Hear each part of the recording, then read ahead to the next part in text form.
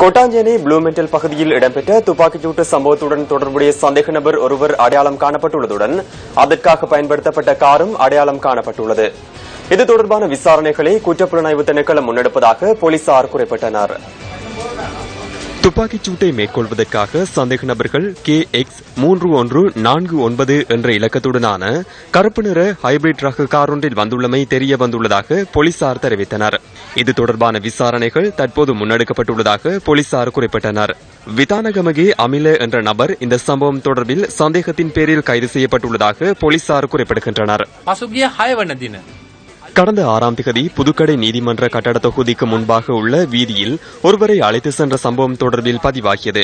அவர் விதானகமகே அமில என்ற நபர் ஆவார்.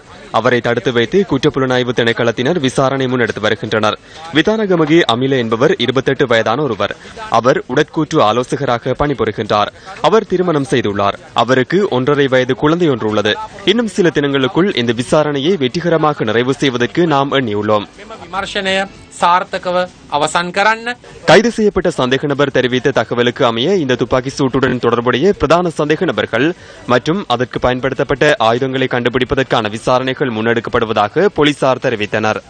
ஐக்கிய தேசிய கட்சியின் கொழும்பு மாவட்ட வேட்பாளர் ரவி கருணாநாயக்கவின் ஆதரவாளர்கள் சிலர் மீது கடந்த 31ஆம் தேதி கொட்டாஞ்சேனை ப்ளூமெண்டல் பகுதியில் துப்பாக்கி பிரயோகம் மேற்கொள்ளப்பட்டது.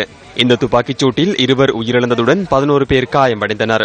பாதாள உலக கோஷ்டியினர் மற்றும் குண்டர் குழுக்களை கைது செய்வதற்கான நடவடிக்கைகளை போலீஸ் விசேட அதிரடிப்படையினர், குற்றப்புலனாய்வு திணைக்களத்தினர் மற்றும் கொழும்பு குற்றத்தடுப்பு பிரிவினர் நாட்டின் பல்வேறு பகுதிகளில் முன்னெடுத்துள்ளதாக இன்று நடைபெற்ற ஊடக சந்திப்பில் போலீஸ் ஊடக பேச்சாளர் சுட்டிக்காட்டினார்.